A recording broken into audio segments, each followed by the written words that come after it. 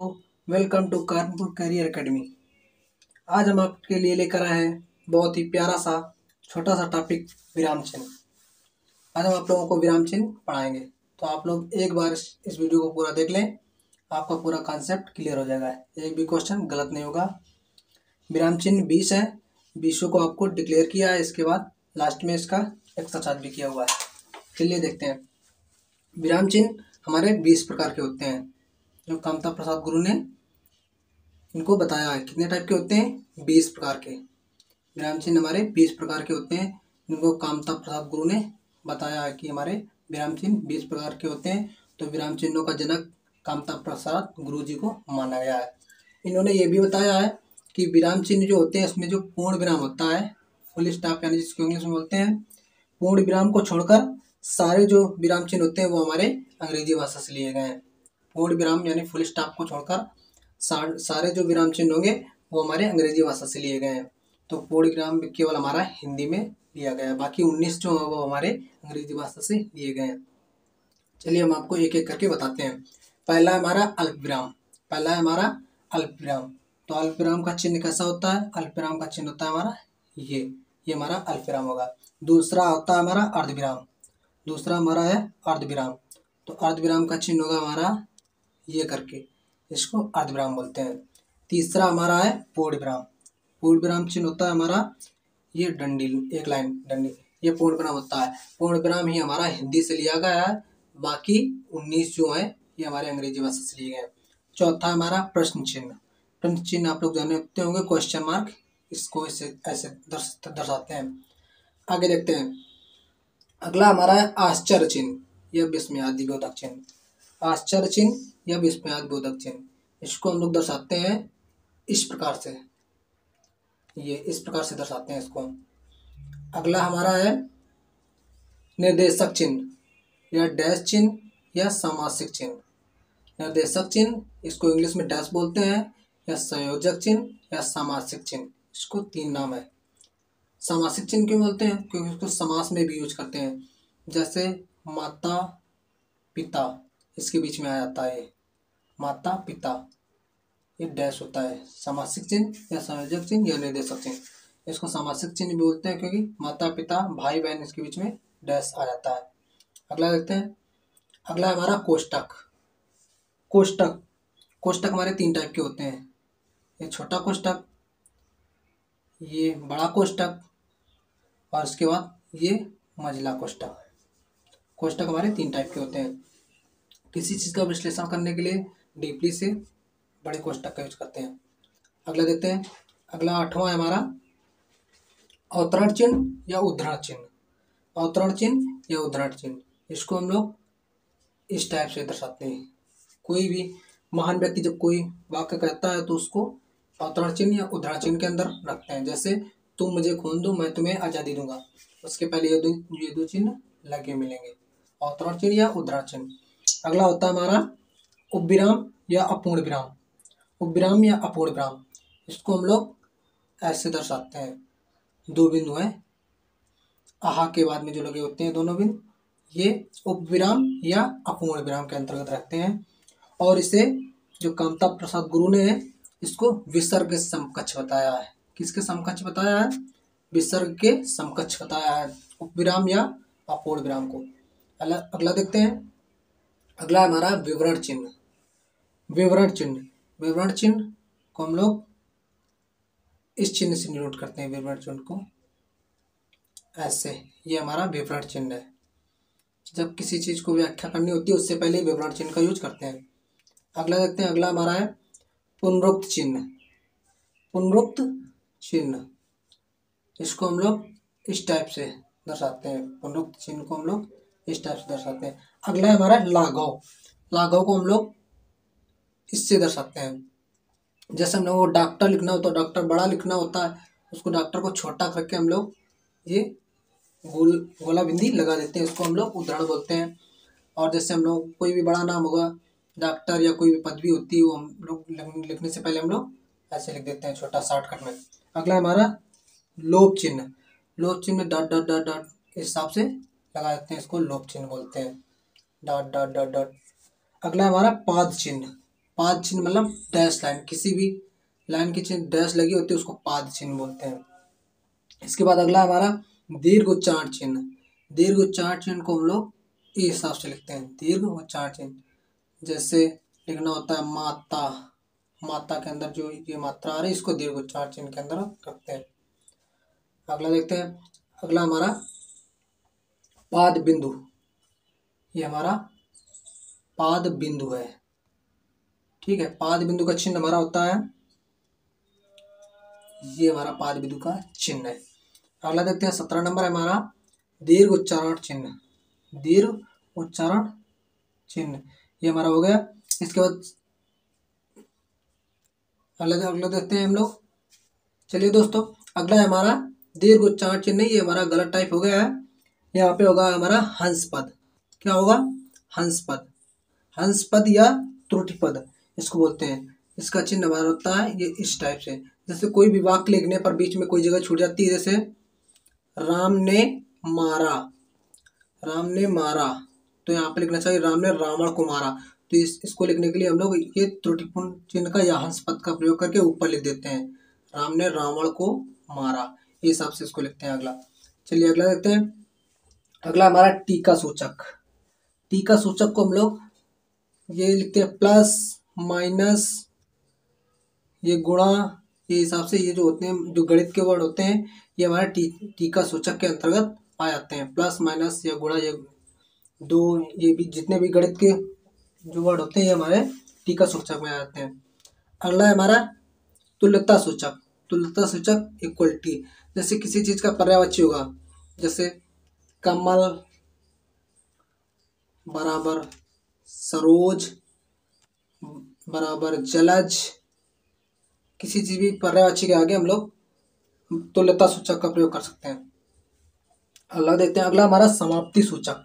समाप्ति सूचक को हम लोग कैसे दर्शाते सकते हैं? समाप्ति सूचक को हम लोग डैश जीरो डैश डैश करके लास्ट में इत्श्री कर देते हैं। चलिए हम लोगों को 20 के 20 विराम चिन्ह कंप्लीट हो गए। विराम का अर्थ होता है ठहराव। विराम का अर्थ क्या होता है? ठहराव या रुकना। चलिए हम लोग प्रैक्टिस कर लेते हैं इसको जल्दी से जल्दी, इसके बाद आप लोगों को पूरा टॉपिक क्लियर हो जाएगा। तो प्रैक्टिस में देखते हैं हम लोग। पहला क्वेश्चन हमारा, इनमें से कौन सा विराम चिन्ह ऐसा है जो हिंदी में अंग्रेजी भाषा से नहीं लिया गया है?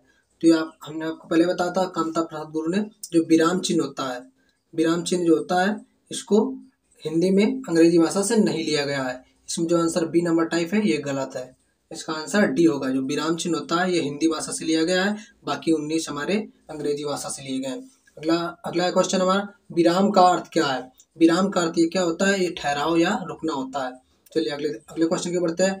अगला क्वेश्चन हमारा, श्री कामता प्रसाद गुरु जी के अनुसार विराम चिन्हों को किस भाषा से लिया हुआ माना गया है? तो श्री कामता प्रसाद गुरु जी को विराम चिन्हों को किस भाषा से लिया हुआ माना गया है? अंग्रेजी से लिया हुआ माना गया है। इसमें पूर्ण विराम को छोड़कर, पूर्ण विराम हमारा हिंदी से आया हुआ वर्ड है।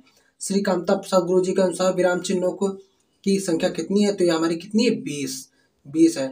और विराम चिन्हों के जनक कहा जाए तो श्री कामता प्रसाद गुरु जी हैं, ये हमारे विराम चिन्हों के जनक है। अगला है हमारा अल्प विराम चिन्ह किसको कहते हैं? अल्प विराम चिन्ह कौन सा है? तो हमारा option number A, option number A जो हमारा अल्प विराम चिन्ह है। अगला है हमारा राहुल आशीष, राहुल राजा शुक्ल और वैभव अपने कार्य में संलग्न थे, तो इनके बीच में हम लोगों को अल्प विराम आना चाहिए, अल्प विराम आना चाहिए। किसी भी संज्ञा सर्वनाम का लगातार रिपीट होता है तो उसमें उसके नाम के आगे अल्प विराम का प्रयोग करते हैं, तो ऑप्शन नंबर ए इसका राइट हो जाएगा। चलिए आगे क्वेश्चन की बढ़ते हैं। अगला क्वेश्चन है, आनंद घर गया और थोड़ी देर रुका और चला गया। आनंद घर गया, थोड़ी देर रुका, फिर इसके बाद चला गया। तो इसको देखते हैं, आनंद घर गया, थोड़ी देर रुका और फिर चला गया, तो इसमें कौन सा विराम चिन्ह प्रयोग हुआ है? तो आनंद घर गया, थोड़ी देर रुका, ठीक, यहाँ पे रुका पे विराम चिन्ह का प्रयोग होगा, ठीक है। आनंद घर गया, थोड़ी देर रुका, इसके बाद चला गया। आनंद घर आया, ठीक है, यहाँ पे विराम चिन्ह का प्रयोग होगा। कहाँ पे होगा? आनंद घर आया, थोड़ी देर रुका और फिर चला गया। चलिए देखते हैं अगले क्वेश्चन की ओर। अगला क्वेश्चन है, मैं कृष्ण के घर पहुंच गया।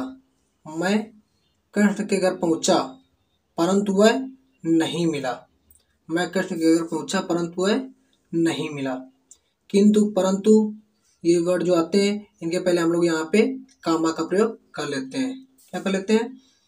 वाक्य में प्रयुक्त होने वाला अवयव किंतु, परंतु, लेकिन आज से पहले अल्पविराम का प्रयोग किया जाता है। ठीक है, चलिए देखते हैं अगले क्वेश्चन की ओर बढ़ते हैं। अगला क्वेश्चन हमारा, समानाधिकरण शब्दों के मध्य में किस विराम चिन्ह का प्रयोग किया जाता है? समान जो चिन्ह होते हैं, समान संज्ञा या सर्वनाम आ जाए तो उनके मध्य में किस चिन्ह का प्रयोग करते हैं? तो हम लोग कामा का प्रयोग करते हैं। किसका? कामा का प्रयोग करते हैं। चलिए आगे देखते हैं। अगला हमारा, वाक्य में जब एक ही प्रकार की कई संज्ञाएं आए तो उनके बीच किस विराम चिन्ह का प्रयोग करेंगे? तो अल्पविराम यानी कामा, अल्पविराम का प्रयोग करेंगे। अगला क्वेश्चन हमारा, छंदों में एक चरण की समाप्ति पर किस विराम चिन्ह का प्रयोग करते हैं? छंदों में एक चरण की समाप्ति पर किस विराम चिन्ह का प्रयोग करते हैं? तो हम लोग किसका प्रयोग करते हैं? तो यति यानी कामा का प्रयोग करते हैं, अल्पविराम का प्रयोग करते हैं। अगला है हमारा, रामू से बड़ा, रामू जो बड़ा अच्छा खिलाड़ी है, कल उसकी टांग टूट गई। रामू जो बड़ा अच्छा खिलाड़ी है, कल उसकी टांग टूट गई। इसमें कौन सा विराम चिन्ह का प्रयोग करेंगे? तो इसमें अल्पविराम का प्रयोग करेंगे। कौन सा? अल्पविराम। और वो भी कहाँ पे? तो है। रामू जो बड़ा अच्छा खिलाड़ी है, इसके बाद अल्पविराम का प्रयोग करेंगे, इसके बाद कल उसकी टांग टूट गई। अगला क्वेश्चन हमारा, जाना है तो जल्दी जाओ। जाना है तो जल्दी जाओ, इसमें कौन से विराम चिन्ह का प्रयोग करेंगे? तो किस विराम का चुन करेंगे? अल्पविराम का प्रयोग। और कहाँ पर? तो जाना है, जाना है के बाद अल्पविराम चिन्ह का प्रयोग करेंगे। अगला क्वेश्चन है, माँ मेरा कल्याण करो। माँ मेरा कल्याण करो, इसमें भी अल्पविराम का प्रयोग होगा। और कहाँ पे होगा? माँ के बाद में, क्योंकि दोनों सर्वनाम शब्द है। माँ मेरा कल्याण करो। अगला है, जब वाक्य में एक समान अधिकरण का प्रयोग हो तो किस विराम चिन्ह का प्रयोग करेंगे? जब वाक्य में एक ही समान अधिकरण चिन्ह का प्रयोग हो तो अर्धविराम चिन्ह का प्रयोग करेंगे। चलिए आगे देखते हैं। मिश्रित तथा संयुक्त वाक्यों में विरोध का भाव प्रकट करने के लिए, मिश्रित तथा संयुक्त वाक्यों में या समान संज्ञा या समान सर्वनाम आ जाए तो उसमें विरोध का भाव प्रकट करने के लिए किस विराम चिन्ह का प्रयोग करेंगे? तो इसमें अर्धविराम का प्रयोग करेंगे। चलिए आगे देखते हैं। अगला क्वेश्चन है ना, करणवाचक क्रिया विशेषण में किस प्रकार का विराम चिन्ह का प्रयोग करेंगे? तो इसमें हम लोग अर्धविराम चिन्ह का प्रयोग करेंगे।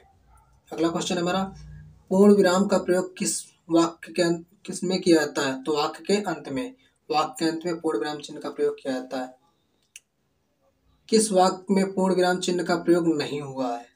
किस वाक्य में पूर्ण विराम चिन्ह का प्रयोग नहीं किया गया है? तो वाक्य के अंत में करते हैं पूर्ण विराम चिन्ह का, कहानी उपन्यास लिखने में करते हैं, छंद के चरणों की समाप्ति पर करते हैं, लेकिन छंद के एक चरण की समाप्ति पर नहीं करते। उसमें किसका प्रयोग करते हैं? अल्पविराम का प्रयोग करते हैं। अगला क्वेश्चन है, तुम कब आओगे? इस वाक्य में उचित विराम चिन्ह का प्रयोग करें। तो कब, कब आ रहा है ना, कब वर्ण, तो कब एक प्रश्नवाचक वर्ड है तो प्रश्नवाचक चिन्ह का प्रयोग करेंगे हम लोग। तुम कब आओगे, यहाँ पर प्रश्नवाचक चिन्ह का प्रयोग करेंगे। चलिए आगे देखते हैं। आहा तुम्हें पाकर कितना आनंद आ रहा है। आहा तुम्हें पाकर कितना आनंद आ रहा है, तो यहाँ पे आहा की जगह पर ये विस्मयादिबोधक चिन्ह का प्रयोग करेंगे। अगले देखते हैं, कबीर वाणी के डिटेक्टर थे। कबीर वाणी के डिटेक्टर थे, इस वाक्य में किस विराम चिन्ह का प्रयोग किया गया है? तो इसमें उद्धरण या अवतरण चिन्ह का, उद्धरण चिन्ह का प्रयोग किया गया है। उद्धरण, ये उद्धरण चिन्ह का प्रयोग किया गया है। चलिए आगे देखते हैं। संयोजक चिन्ह को किस अन्य नाम से जाना जाता है? हमने आपको पहले ही बताया था संयोजक चिन्ह को किस अन्य नाम से जाना जाता है। संयोजक चिन्ह को निर्देशक चिन्ह, किस चिन्ह से? निर्देशक चिन्ह, निर्देशक या डैश, निर्देशक चिन्ह या डैश या सामायिक, मतलब समास से पद जो लिया गया, सामासिक पद, तीन चिन्हों का प्रयोग किया जाता है।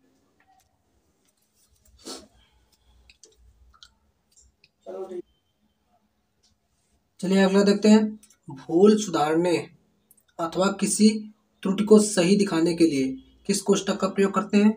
तो ये हमारा बड़ा कोष्टक, इसको प्रयोग करते हैं। अगले क्वेश्चन की ओर बढ़ते हैं।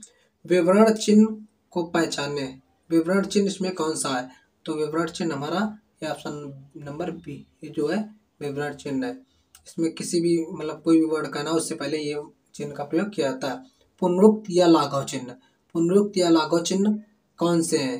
तो पुनरुक्त चिन्ह जो हमारे ये हैं, ये दोनों चिन्ह ये पुनरुक्त के हैं, और लाघव हमारा ये जीरो, जैसे डॉक्टर लिखना होगा तो उसके पहले ये लाघव चिन्ह का प्रयोग करेंगे। ठीक है, अगले क्वेश्चन में बढ़ते हैं। और लाघव जो होता है वो हमारा गौरव का विलोम होता है। गौरव का विलोम क्या होता है? लाघव होता है। अगले क्वेश्चन की ओर बढ़ते हैं।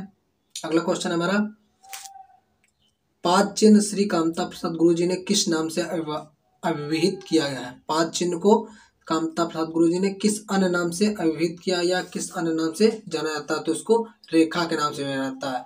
डैश लाइन जो किसी वर्ड के लाइन में जैसे डैश हमने लगा दी, इसको पाद चिन्ह या रेखा चिन्ह कहेंगे। हंस पद किस विराम चिन्ह का एक और नाम है? तो हमारा त्रुटि विराम का अनुनाम है इसका। ये हम लोग कैसे लिखते हैं इसको? हंसपद को ऐसे, कोई भी अगर सेंटेंस लिखने के बाद कोई वर्ड छूट गया उसके बाद हंसपद लिख के ऐसे ऊपर उसको ये लिख देंगे, कुछ भी वर्ड छूट गया। आगे देखते हैं, तुल्यता सूचक चिन्ह को पहचाने। तुल्यता सूचक चिन्ह जो हमारा ये, तुल्यता सूचक चिन्ह हमारा इक्वलिटी का चिन्ह होता है। जैसे किसी भी अगर वर्ड का पर्यायवाची लिखना हो तो हम लोग तुल्यता सूचक का लगाते हैं। जैसे पाषाण, पत्थर, विडौजा और इंद्र, ये चारों पर्यायवाची एक दूसरे के, तो इसके आगे तुल्यता सूचक लगा देंगे। अगला, पाद बिंदु चिन्ह की पहचान करें। पाद बिंदु चिन्ह हमारा ये हो जाएगा। अगले क्वेश्चन को बढ़ते हैं। समाप्ति सूचक चिन्ह की पहचान करें। तो समाप्ति सूचक चिन्ह हम आपको पहले ही बता चुके हैं। ऑप्शन नंबर ए, किस शब्द में ए स्वर नहीं है? किस शब्द में ए स्वर नहीं है? तो हमारा किस में नहीं है? वैदिक में ए है ही नहीं, बाकी पैतृक में है, ऐक में है, स्नेह में है। ठीक है, किस शब्द में ए स्वर नहीं है? तो वैदिक में ए स्वर नहीं है, इसमें आय है। क्या है? आय स्वर है, ए नहीं है, आय है। चलिए आगे बढ़ते हैं। किसी बड़े अंश का संक्षिप्त रूप में दर्शाने के लिए किस चिन्ह का प्रयोग करते हैं? तो ये हम लोग को पहले बता चुके हैं, लाघव चिन्ह या संक्षेप सूचक चिन्ह। जैसे हम लोगों को डॉक्टर लिखना हुआ तो इस हिसाब से लिख देते हैं, और भी कोई वर्ड हुआ तो उसको इस हिसाब से लिख देते हैं। मास्टर वगैरह लिखने के लिए ऐसे लिख देंगे।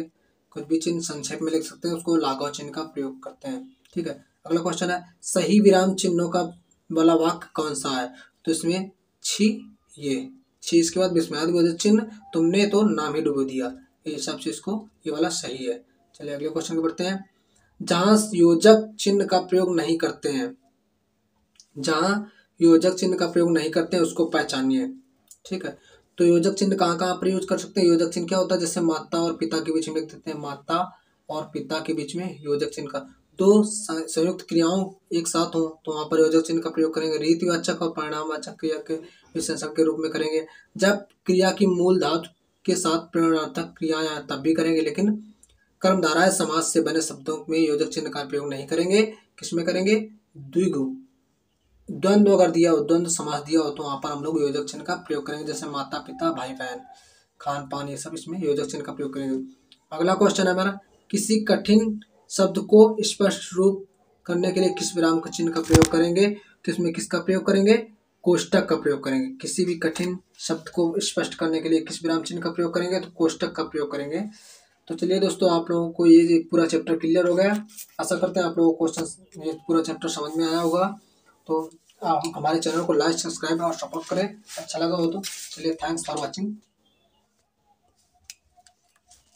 ले